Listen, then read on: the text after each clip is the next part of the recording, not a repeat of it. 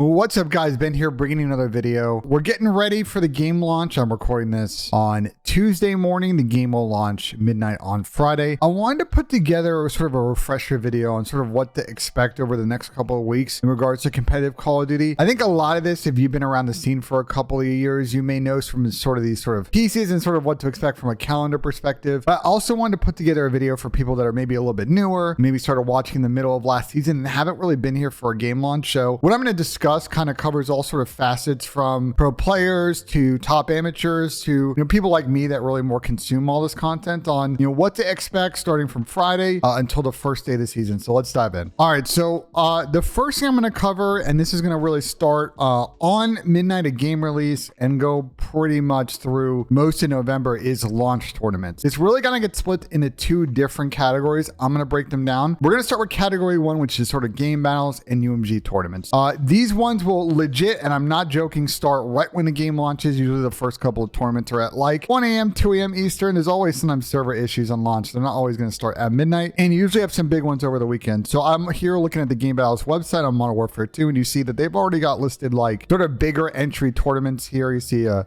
5,000 Europe tournament, a 7,000 North American tournament on Saturday. You've obviously got the cups in here. They haven't yet filled in sort of your 3v3, 4v3, one and done SND tournaments that you're going to see on game day, but expect those to be here. You're also going to have other websites like CMG and UMG putting out those daily tournaments as well. Expect your pro players, your top AMs, the full teams really kind of grind those tournaments on the first couple of days. You may see them play multiple tournaments at a time. We call that tourney sharking. And that's going to be a lot of your sort of late night content if you're tuning into Twitch. You see a lot of clips on Reddit of people clutching 1v3s, 1v4s. And then I'll get your fill for a couple of weeks. But eventually, as we've seen in past couple of years, especially for the top level players, they move on to other forms of competition other than grinding these daily tournaments. But you'll see sort of the SND stars stream these every night. So be on the lookout for those over the next few weeks. The second kind of launch tournament I want to talk about are sort of the marketing effort tournaments that are sort of also fall in this category. They're going to have bigger prize pools. See listed here an example from last year is a $70,000 prize pool tournament that Itch ran. And these, again, are part of an overall sort of influencer initiative on the Activision side. They sort of help push these prize pools and the funding to kind of promote the new game. And really, they're more pro-ams than they are sort of fully competitive tournaments. So you're going to have some CDL players in the tournament, but you're also going to have a lot of creators as well. So on that note, you're never going to see like full CDL teams. Like you're never going to see Atlanta FaZe as all 4 players or Optic Texas. So just keep that in mind. You obviously we're looking at the results of one of these tournaments, and you do see a lot of CDL names, but you're not going to see, full teams together. So these are probably going to start the week after launch. So I would say like the first week in November. And considering the timing of Warzone 2, from what we've heard, I think these are probably going to go on for 2 to 3 weeks and will usually be in the afternoon to nighttime. You're going to see a lot of big creators and groups, obviously like Hitch, and you're going to see orgs like NYSL usually does a bunch of these. I'm sure Minnesota will, Boston Breach. So these are all going to be spread out kind of around the week, really prior to teams really scrimming super hard. And you may even see teams sort of, especially in the beginning of the season, sort of kind of do like a set of scrims, then play some of these launch tournaments. But again, it's only going to last a couple of weeks while teams are still sort of figuring out how the game plays. And some of these will have sort of a dedicated hero stream broadcast. Some of them will be more kind of guerrilla style. Definitely, keep apprised on social media and Reddit. You'll see a lot of marketing and kind of social media efforts calling to action around these streams. And obviously the creators themselves and CDL pros will be streaming while they play these. So keep in mind there. All right. So the next thing we're going to talk about is sort of a question I see a lot in my chat is, okay, game launching is on Friday. When are scrims going to start? The answer to that question is actually a little bit complicated. Really, my answer is I don't know. There's a bunch of things that really tie into when scrims kind of start because you're going to see teams probably play sets against other pro teams that are more like exploratory in the week after game launch, trying to figure out which maps are good, which rules are good, getting a feel for the spawns. But like real hardcore scrims probably won't start until 2 or 3 weeks after game launch. There's a couple of triggers until we get to those scrims. First off is we got to figure out the map set. As much as we would all like this to be figured out prior to launch, that's not necessarily how this goes down, unfortunately. Teams are going to have to kind of play a bunch and sort of figure out, okay, what maps work in search, hardpoint, and obviously we've heard from the league that control be the third game mode. At minimum, in order to make sort of passive veto processes work, which as far as I know is how they're going to do it again this year, we need at minimum 4 hardpoint maps, 3 control maps, and 4 SND maps. Obviously, I would say in an ideal world, we'd want 5 hardpoint maps, 4 control maps, and 5 SND maps, but we got to see how many we'd actually get in practice with the set of maps we get on launch. And again, a lot of that's going to come down to pro players really sort of feeling out and playing the maps. And you may see multiple revisions of the map set sort of prior to the first real activities on the competitive side in the middle of November. So when we start talking about CDL rule set, like that map set may evolve over the course of the first month or so of the game. Then the next thing is figuring out individual game mode rule sets. So this is like spawn timers, turning off certain features, maybe movement speed.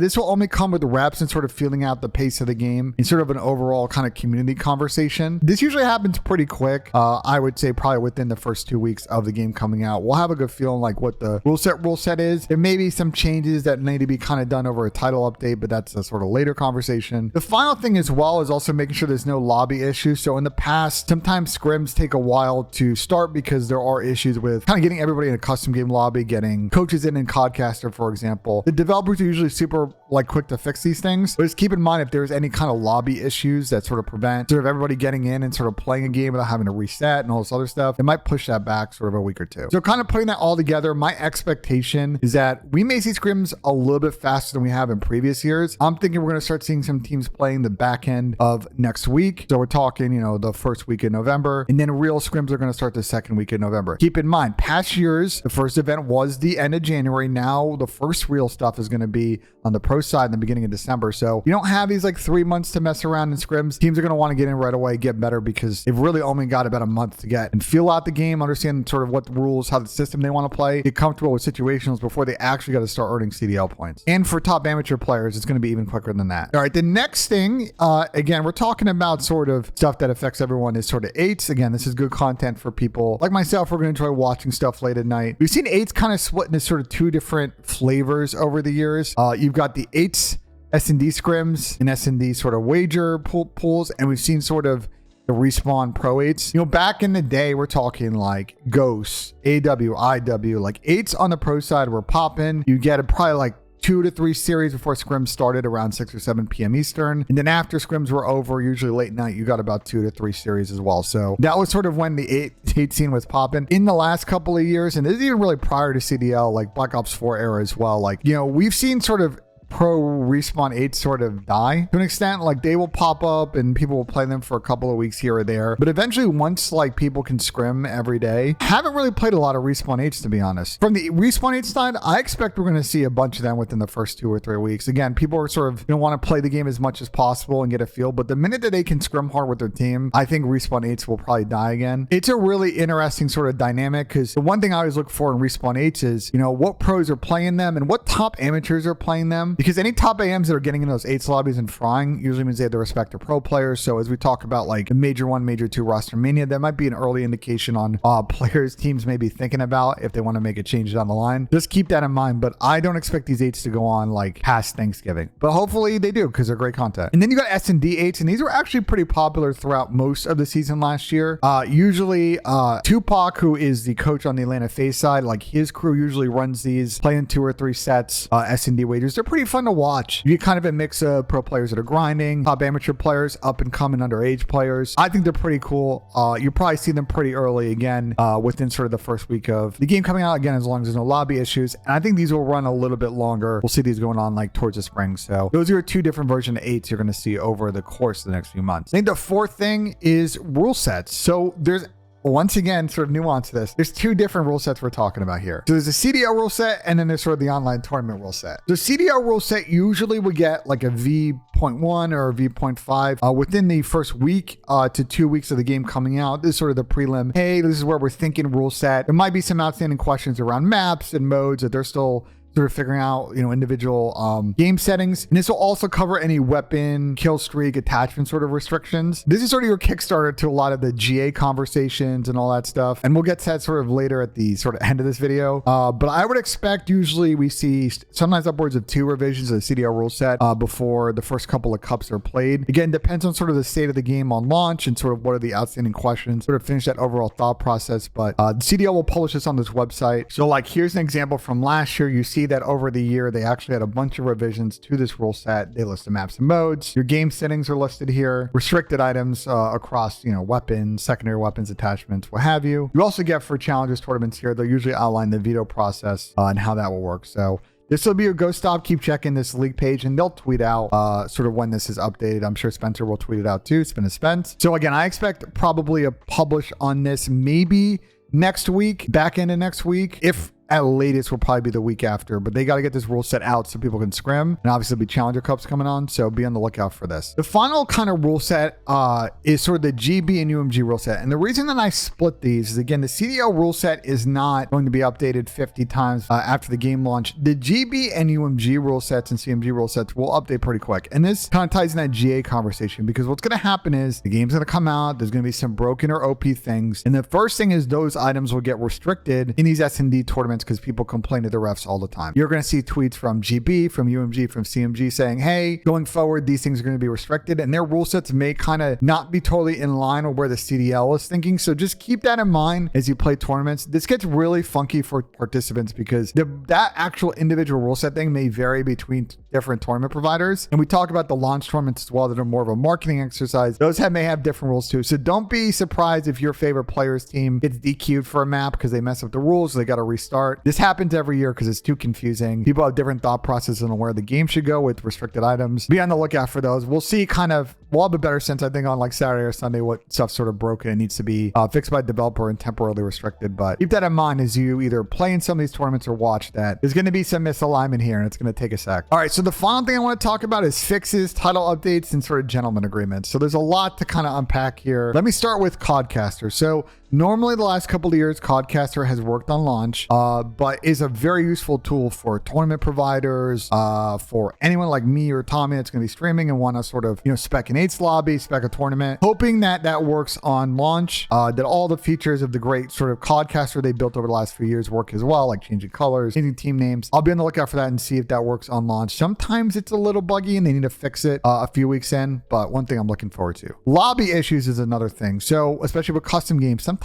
there's weird bugs that pop up with sort of fringe things where people aren't able to change teams. You have issues with people joining. The lobbies crash if too many people are in them. You can't like switch between, can't switch in a Codcaster sometimes. Codcaster breaks in between certain rounds. Again, certain lobby issues we'll be looking forward to. They're usually very fast to fix these. They'll probably get anything that's really, really broken done well before Thanksgiving. But be on the lookout for that because that makes sort of hampers for the viewership experience over the first couple of weeks. But again, developers are usually on top of these and get them fixed. In that same vein, we'll be looking for any game-breaking game mechanic issues with certain game modes. Again, like if something happens on the map, does the whole lobby crash? Does everybody lag out? Like weird sort of critical bugs. Again, these get fixed super quick by the developers, but will affect sort of the running of some of these tournaments if they are issues. Again, not worried about these. If they happen, look, things always happen on launch. You can't fix every bug, and sometimes you won't even notice bugs or service bugs until a full game release is out, and you can kind of test and see across everybody's different internet situations, PC settings,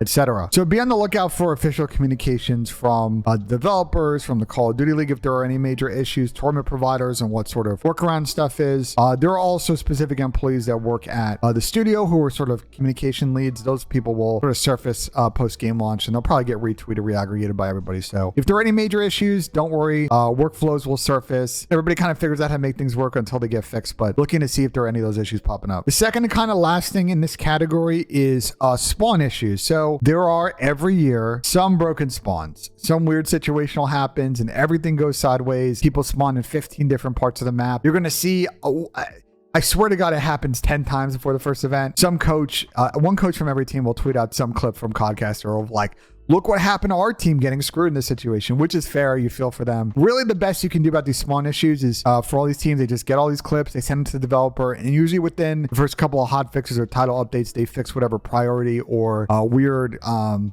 of logic issue is sort of causing those issues. Sometimes the updates though might take a sec, and we've had situations in the past where things get fixed before the first event or first online tournament, like the week of, so people don't get as long of a practice. The developer has not communicated yet sort of what their fix schedule is, and they never have really in the past prior to launch. Hopefully these things kind of get sorted, I would say around Thanksgiving, considering that the first real pro stuff is happening at the beginning of December. It would suck if this stuff got fixed that week and then teams only had like a day or two to practice on new spawn logic. It's happened before in Call of Duty history, but let's hope that doesn't happen this year. And the final thing, and this will be a topic that I'll probably make a number of videos upon this year, really trying to talk to people and understand, is going to be gentlemen's agreements. So if you are new here to the Call of Duty scene, what will happen after launch is things will surface, whether weapons or attachments or grenades or kill streaks that pros or amateurs feel are uncompetitive. And one of two things can happen. In an ideal world, the Call of Duty League or competition committee or whatever would temporarily restrict these things. The developers would fix them, and then we'd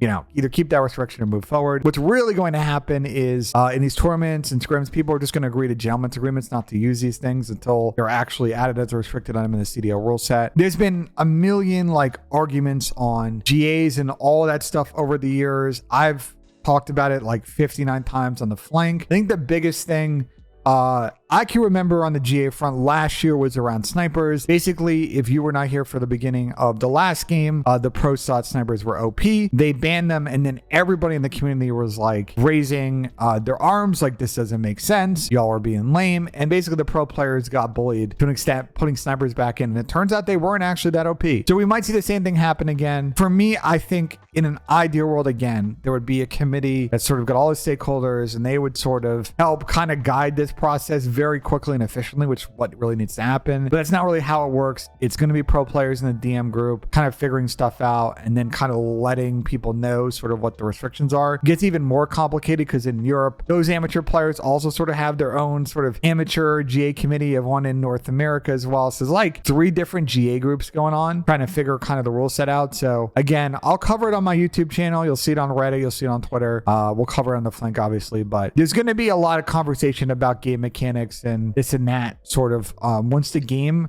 comes out, again, because people want to get it to sort of a competitive state. And yeah, that's really sort of the summary of it. I'm really excited for launch. We'll be putting out a lot of content sort of in and around sort of how the game is and sort of my thoughts around it, probably the immediate weekend after. And then probably the week after, we'll start really covering kind of where teams and players are at and GAs and what I think a map set should be and this and that. So be on the lookout for that content. I'm also going to be doing a QA video this week and probably one every couple of weeks now that the game is coming out. So let me know in the comments what you think of this video, but also if you have any questions you want me to answer before game launch that you're really curious about, drop them in the comments here. I'm going to grab a few from this. I'm also going to tweet at as well and grab comments there. And I'm going to make a video probably tomorrow answering some of those questions. And again, I'll probably do these if they're really successful every couple of weeks. Maybe I'll grab some and we'll collab on these down the line, but let's see. As always, guys, if you like the content, smash that like button, subscribe for more stuff. And as always, guys, we will see you on the next one.